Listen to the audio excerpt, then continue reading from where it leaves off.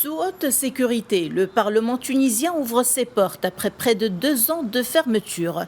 Devant le siège du Parlement, des dizaines de journalistes représentants de médias tunisiens et étrangers ont été interdits d'accéder à l'Assemblée et empêchés de couvrir la séance inaugurale.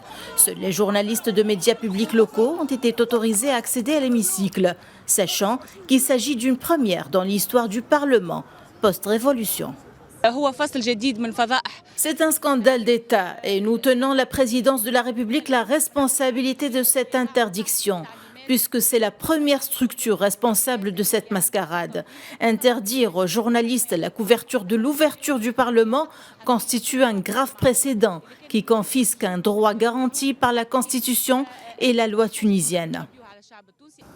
Face à cette situation, des observateurs affirment que les tendances politiques au sein de cette institution restent encore floues et qu'il est difficile également de connaître les nouvelles dynamiques et l'architecture parlementaire des nouveaux députés au sein d'un Parlement sans pouvoir.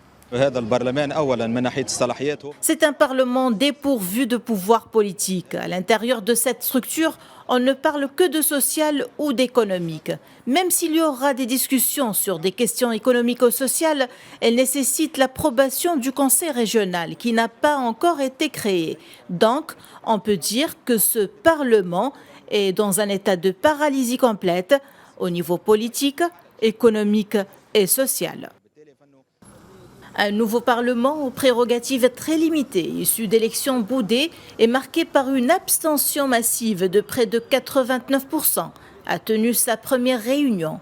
Le nouveau Parlement compte 161 députés, mais 154 sièges seulement ont été pourvus à ce stade.